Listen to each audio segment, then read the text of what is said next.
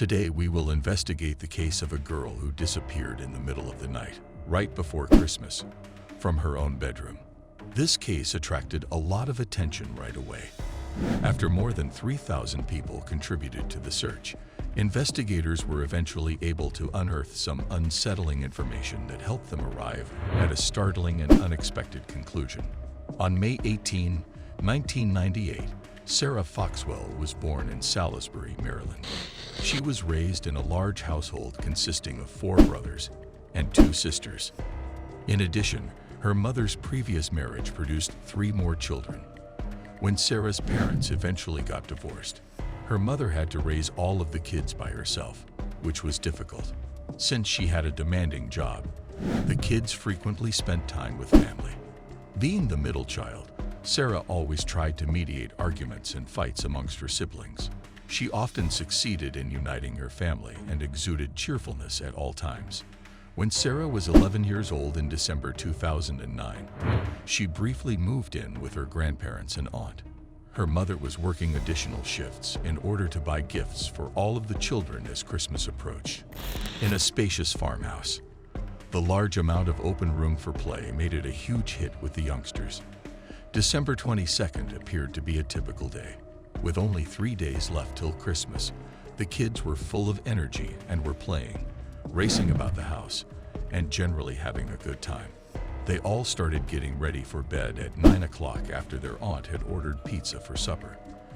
At the end of the corridor, next to the rear door, Sarah shared a room with her sister Emma, who was 6 years old. After chatting for a while, they nodded out. Sarah's grandfather got up the following morning and went to wake the children. When he entered the girls' room, he saw that Emma was alone. He looked about the home, fearing Sarah could have woken up already, but he was unable to locate her. After informing her aunt about it, the two of them began looking everywhere. They eventually discovered Sarah wasn't inside the house. Her aunt speculated that she might have walked outside to enjoy some snow play that had dropped throughout the night, but she soon discovered Sarah's jacket and shoes were still at home. Her aunt then sensed something strange. The toothbrush Sarah usually used in the restroom was nowhere to be found. Upon investigating the surrounding area of the house with her grandfather and failing to locate Sarah, her aunt made the decision to contact her mother. They called the cops once she hurried over. In a matter of minutes, the police arrived and started searching the residence. Sarah's aunt informed them that she had checked all of the windows and doors the night before and had done so again the night before. Sarah was nowhere to be found by the police, either within or outside the home. The officers started to suspect an abduction after they heard about the missing toothbrush. They decided to make sure that all the windows and doors were closed, since they thought it was possible that the kidnapper had taken this item before leaving the house with Sarah. It opened immediately when they tried the handle on the back door next to Sarah's room. The previous night, Sarah's aunt vowed the door was locked and had not been unlocked. However, she recalled that they had an extra key close to the entrance. When she went to inspect it, the key was missing. This gave the abduction theory much more faith. The fact that the offender was aware of the spare key implied that he was well acquainted with the household. The fact that their dog, who typically barks at outsiders, had not made a sound that evening was another alarming element. A thorough search was promptly launched by investigators due to their fear that Sarah might have been abducted. When word of her abduction quickly spread, numerous neighbors got in touch with the police to offer their assistance. Through the media, the sheriff made a public appeal to the people, requesting that they search around their properties for anything that might seem odd. For the hunt, numerous local police officers were summoned. They also received assistance from departments, other states, and other municipalities. To find Sarah alive was their shared hope. The police searched nonstop, thinking that the fact that the attacker had removed her toothbrush would be a sign of his intentions to keep her alive. They had their first lead outside the house. The snow had relatively recent tire marks, suggesting that the kidnapper most likely came by car. Sarah's warm gear had all been left behind, so it was obvious that her attacker couldn't have taken her on foot. As Sarah's family members were being taken to the police station, an unexpected event occurred. Emma, Sarah's younger sister, who shared a room with her at 6 years old, tugged at her grandmother's sleeve and whispered that her grandmother had a secret. She spotted the one who had taken Sarah. The girl claimed that when she woke up, this man was talking to her sister. Emma pretended to sleep despite not understanding what was occurring and being afraid. A little while later, she watched the man exit the room with Sarah. Her relatives were stunned by this narrative, but Emma had something much more terrifying to say next. She knew who that man was. Mr. Tommy was the one. The adults understood exactly what she meant right away. It was Sarah's aunt's previous boyfriend, Thomas Legs, who was 30 years old. All the youngsters knew him well because he had been at their house a lot. Thomas had a long criminal history, so the police knew him as well. He had been brought to their notice for crimes against women and girls on several occasions throughout the years. He was first arrested when he was 18 years old for attacking a 12-year-old girl. He was given a 4-year term, but he was released from prison a few months early. He was later given a 7-year sentence for abusing a different young person, but because of his excellent behavior, he was freed early once more, this time after serving just 6 months. He was sentenced to 6 months in prison for another assault not long after. The day his wife came home from the hospital with their newborn baby was the day he tried to attack another girl. Thomas had threatened to kill both her and their kid, so the woman later filed for divorce and got a restraining order against him. When a woman and her small daughter moved to the street where Thomas had resided, there was another incident. The girl and her buddy were sitting on her house's porch one day. Thomas came up to one of the girls, calling her a wild girl, and said he had been watching her play in the yard. Then he reached for his stick and gave her a buttocks beating. After running inside, the girl told her mother what had happened. Via the window, the woman caught sight of Thomas and realized she'd seen his face before. She had looked up Thomas's picture on the local sex offender registry before relocating to this house. Thomas escaped punishment for his behavior when the mother denounced him to the police and the case proceeded to trial. The woman was instructed not to bring up Thomas's inclusion on the sex offender list and his prior sexual assault conviction before the trial started. The rationale behind this inquiry was worried that bringing it up might sway the jury and give Thomas an unfair conviction. A few months prior to Sarah going missing, Thomas was arrested once more. In the middle of the night, he had broken into a 24-year-old woman's bedroom, undressed, and started to sultry stand next to her bed. Following his apprehension, he was set free on bond. Initially, Thomas was able to conceal his criminal past from Sarah's aunt, but she found out about it eventually. Still, he found a way to persuade her that he hadn't done anything wrong and that all of the charges against him were unfounded. Given everything, investigators were certain that Thomas was the person responsible for robbing Sarah. Her family also saw that the man spent a lot more time with Sarah than with the other children in the home when he was dating Sarah's aunt. Nobody gave it much thought at the time, but when she vanished, this looked like a pretty unsettling fact. The cops went to Thomas's house because they wanted to talk to him. The man resided in a shed on his parents' land a short distance distant. He was brought in for questioning, and a search warrant was issued so that the shed could be searched. Despite the terrible living circumstances and trash inside, there was no proof that he was connected to Sarah's disappearance. On the other hand, the cops found a big assortment of DVDs and publications. The shed was literally piled high with adult things. Thomas vehemently denied any role in Sarah's disappearance during the questioning. Citing his tendency to conduct crimes against underage girls, he said he was attempting to cope with his problems. Thomas claims that he purposefully avoided spending time alone with the kids when he was seeing Sarah's aunt in order to prevent anyone from accusing him of anything improper. Thomas asserted that Emma had frequently made up stories in the past and that he wasn't present when told that Emma had seen him the night of the kidnapping. Thomas had committed crimes in the past, but that wasn't the only reason why detectives didn't trust anything he said.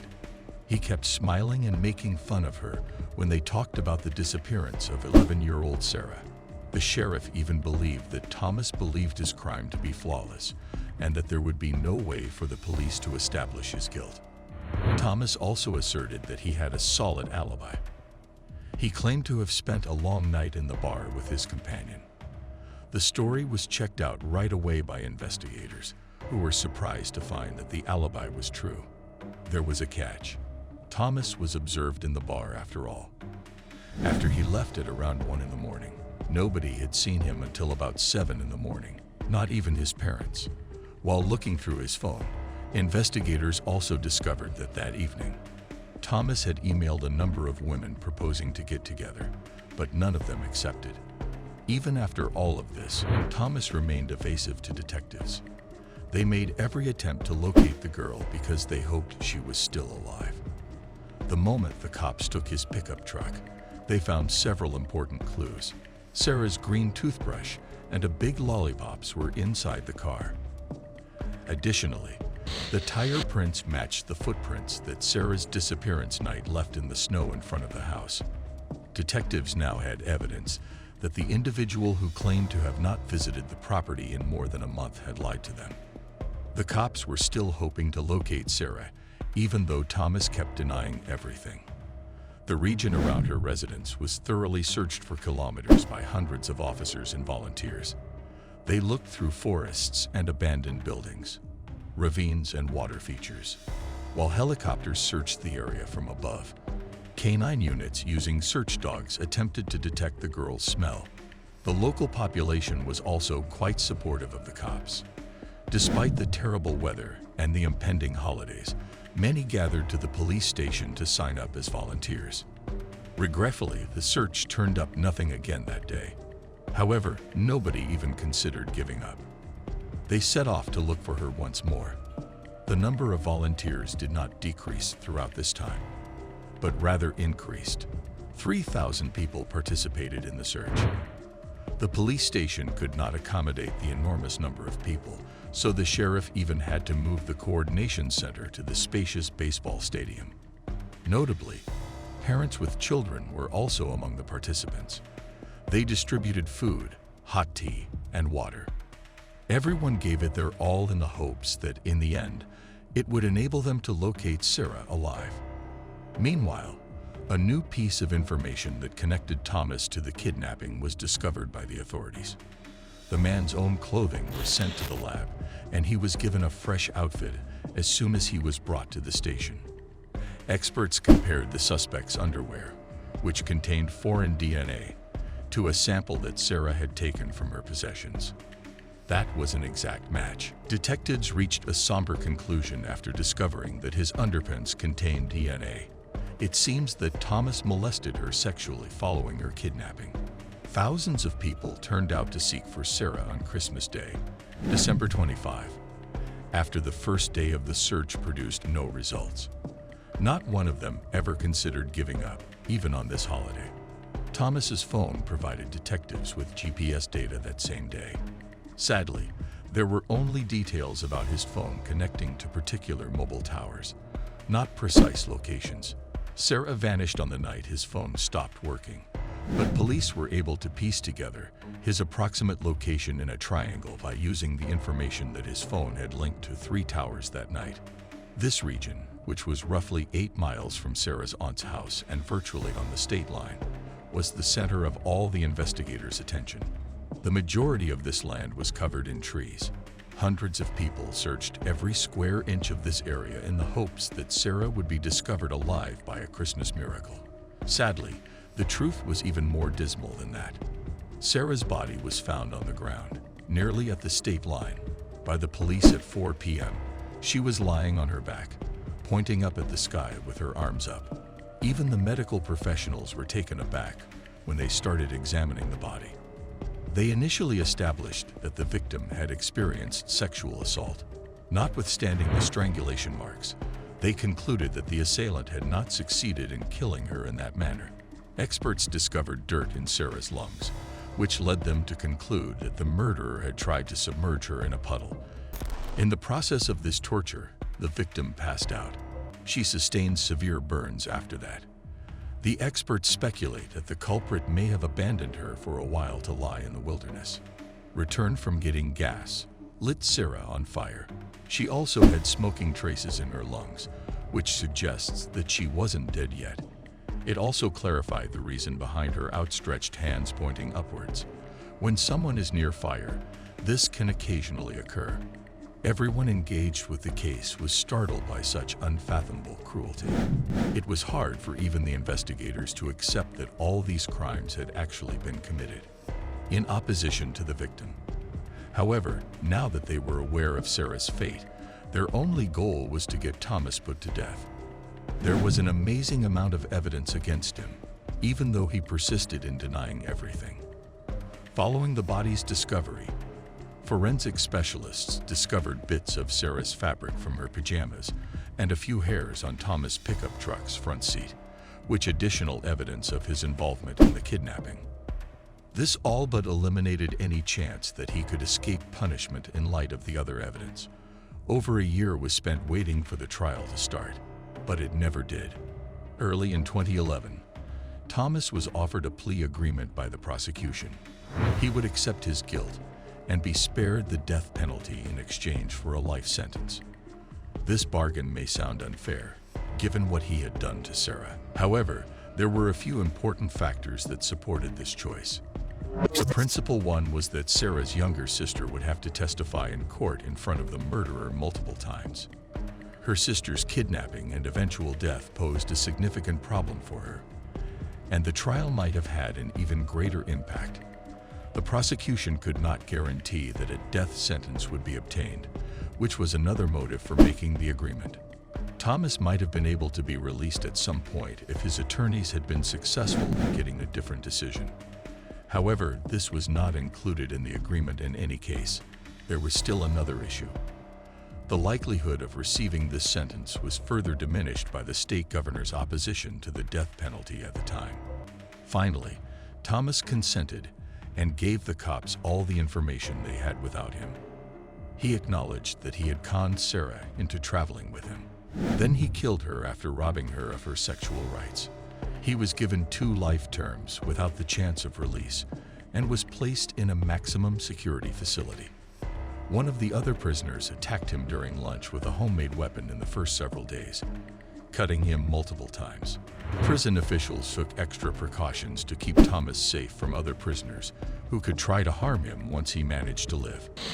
Outrage was aroused by Sarah's case because the system provided Thomas the chance to get freed and carry on committing crimes on several occasions.